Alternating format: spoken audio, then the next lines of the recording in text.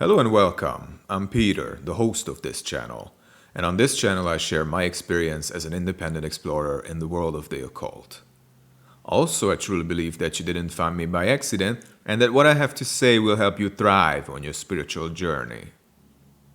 In today's video, I'm going to visit the topic of the spirits of the dead. That is, do ghosts really exist? And if so, how is this possible and how can they be contacted? This one will probably be among the most interesting videos in this channel because the topic of ghosts and the debates about their existence has been around for quite a few millennia. First, let's start off where we left off in the previous episode. In the previous episode, we discussed that when you communicate with any entity, you really are communicating with your higher self, or higher intelligence that some may call God, masquerading as that entity. Then we once again visited the topic of the one great mind and how it fills the infinite space of the universe. It doesn't only fill the universe with intelligence and intelligibility, but it contains all the information collectively in its infinite memory storage, like an infinite cloud service. The key word here is memory. You have your own memory storage that you have access to. That is, your thoughts, your experiences, and your inner world. But then there's the collective version of this that contains all information from all sentient beings from the beginning of time that can be accessed by a select few. The mystics called this the Akashic Records. According to Britannica, the Akashic Records, by definition, in occultism, is a compendium of pictorial records or memories of all events, actions, thoughts, and feelings that have occurred since the beginning of time.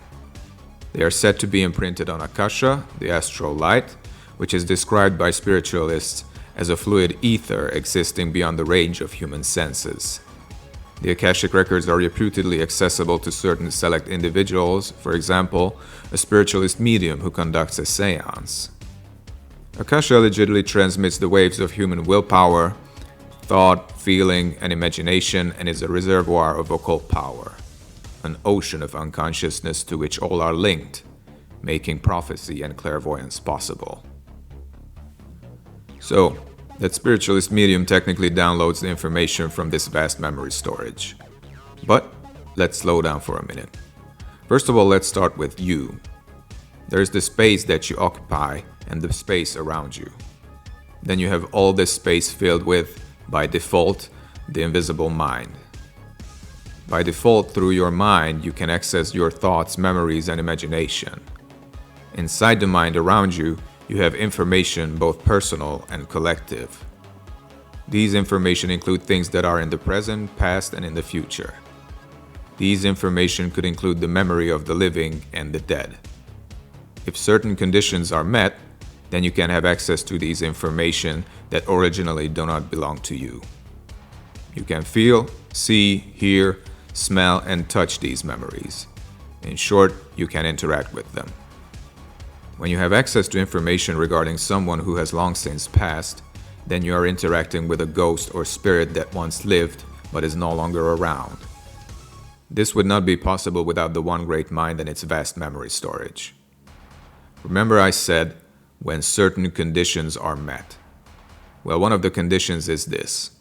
You are either born with this skill or you have obtained it as a form of a spiritual achievement. These achievements are granted to you by your higher self. So it's a road, a path, a journey that you take on which can grant this power to you. What ritual works best to practice necromancy, you may ask? My experience is this. It is not the ritual that works, it is not what's important. What's important is your relationship with your higher self. In every ritual, you're playing a game with your higher self where it masquerades as that spirit you want to summon and have communion with so you can have what you desire. The same little game applies to the communication with the dead, with a little difference. The difference is this. When you interact with the dead, you interact with memory. This memory could be anyone from the past who has long since passed. That person had memories about him or herself. He or she knew certain things which he or she stored in his or her memory storage, of which a copy was made in the one great mind. So by this you can access what others used to know. So I said what's important is not the type of ritual but your relationship with your higher self. How do you develop a good relationship with your higher self? By literally every practice and exercise that you find on this channel. The quickest way to a good relationship with your higher self is a good relationship with yourself as an individual. But I'll make a separate video on this topic, so stay tuned. But for now, how can you see and feel the presence of a ghost? The dead had memories about themselves too, that is, what they looked like, what they sounded like during their lifetime. I think this is the reason why they can appear in a form of any age throughout their lifetime. They could remember themselves as kids, young adults, or as old folks. And through the mind, with an active third eye chakra and a good relationship with your higher self, you can see and interact with this old piece of memory stored in the one great mind. And voila! There you have your first-hand experience with the spirit of the dead. It looks absolutely real. Only most people don't understand the borders of real and hence what's possible and how it is possible. Want to hear a beautiful story about my encounter with my dead cat? The story shows how it's not the necromancy ritual that matters, but the relationship with your higher self and what it can show to you with or without the ritual. So this happened last year. I was sitting in my room on my bed with the lights off and no candles, no nothing. I went into a deep samadhi-like state when suddenly the mind started to play animations around me. First I saw dancing couples and flying angels with my eyes closed. When I opened my eyes in the dark, I could still see and observe them with my physical eyes. Remember, it is a skill or an achievement in itself to see this. Or there could be some who were born with this gift. But what matters is that to the right of me, on the floor, I saw a formation that turned into a cat. I could not see its color as it was all shiny and otherworldly, but based on its movements, it reminded me of my beautiful deceased cat. My sweet angel, laying there like he used to do. Then when I called his name, the cat figure turned its head into my direction, turned into a tiny orb, and flew straight into my lap, where it turned back to a cat, and showed gestures that basically said, "Pet me, Peter." Then and there I knew it was really him. It was beautiful and heartbreaking at the same time. But what if I don't want to summon the dead, yet I can still see or hear them? Or what if I live in a haunted house? Well, no matter what your whims are, your higher self can have other ideas. Your wiring can be set in a certain way that you can interact with the spirits more than you'd like to. Not everyone can see and feel spirits the same way. Because like I said, some were born this way, others were not. And some will even try to rationalize it on a conscious or unconscious level.